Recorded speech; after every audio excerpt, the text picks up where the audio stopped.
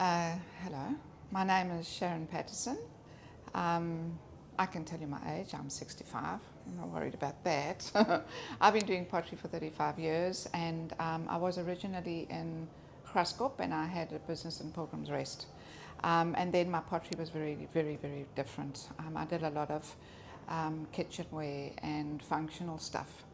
But I moved here 6 and a half years ago, and because all my children live here, and we've got a business together in Salt Rock, and I've continued obviously doing my passion. It was either stained glass or pottery, but I do a bit of each, but I prefer the pottery actually. And the pangolins, so I actually changed. I changed what I was doing. I do more decorative stuff now, so I do whales and I do fat ladies. I can identify obviously with the fat ladies, but and I find obviously you can't do as much because it just takes so much time. Like this guy over here. Okay, this is the small one. They actually range to sizes, the extra large, which I've only just recently done now, which is about that size, and then we do the round ones as well, with a candle inside. I want to also make one into a table lamp as well.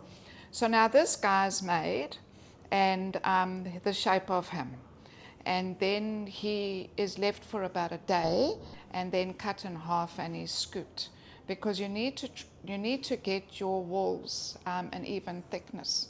And once that's done, then while you're waiting for that to dry, you actually make all his little scales. Each one is made by hand, and then his feet.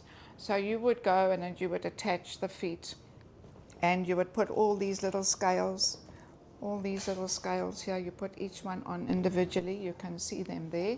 Put them on individually, and then obviously then these bigger ones start here at the top, and then they get smaller and smaller and smaller, and you've got to start from that side. So generally it takes about 60 hours to manufacture. That's without the firing process, and without any mishaps you may have as well, which you've always got to be accounted for. If you don't scratch it properly and you leave a little air bubble inside there, it could actually explode off, because air is steam takes up more space than air. So then the steam's got nowhere to go, and the whole thing just explodes off, and might even damage something next to it. But anyway, I've learned how to kind of perfect them.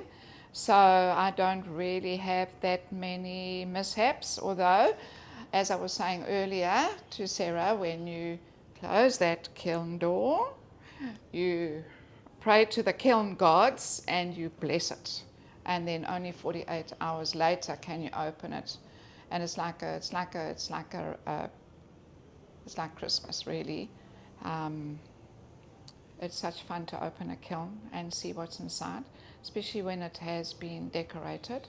I mean, obviously when you put this oak in, then you take it up to 1,000, and he comes out like this, and he is still beautiful. I suppose I could just put a transparent glaze over him, but I do really, really like to do the painting, and we have about 6 different designs, and we do the small one with the curly tail, the medium with the curly tail, the medium where he stands up, and we do the bigger one. So we do all the different positions, and obviously the curled up ones as well.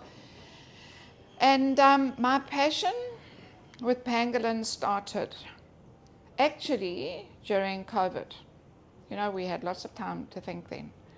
But I also got COVID.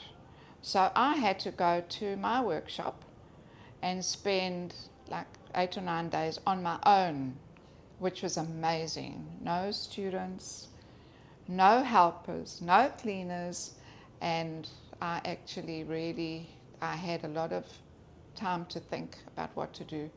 And I read up quite a lot about the pangolins, and I felt so sad because they've been trafficked so, but for no reason. I mean, it's a myth as far as I'm concerned. All these rhino horns and pangolins, it's just a myth. So and it's just a way of some people just to make a couple of bucks, I suppose. And they are such gentle creatures, really. They're harmless, they're gentle, and anything in the environment is, I'm passionate about nature, and anything in the environment is very essential to the ecosystem. Like everything is there for a reason. So I needed to, when I say I could actually make this guy a plane and just, but I think to me, color, I love color.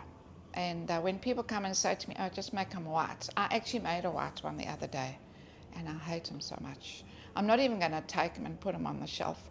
So I'm actually going to put him in the raku kiln and just see what happens to him. He could end up being quite beautiful in the end.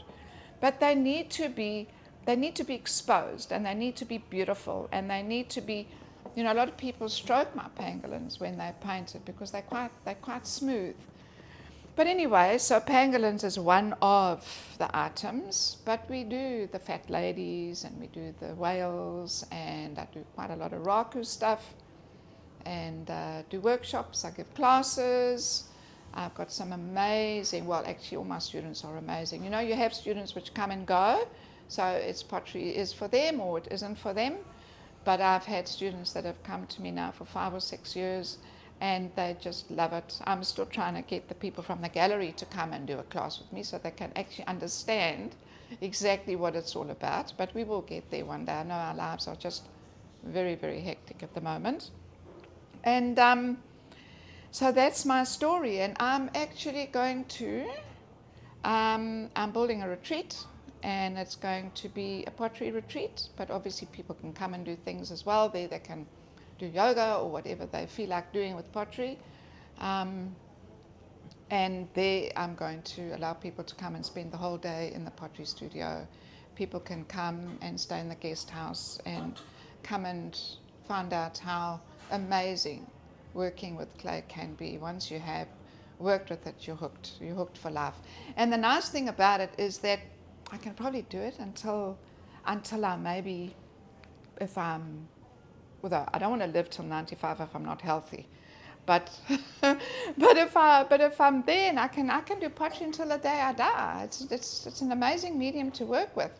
And I also had a saying, which was in my shop in Pilgrim's Rest, a big sign that said, well, God put me on this earth to achieve certain things, and at this stage I'm so far behind I'll never die.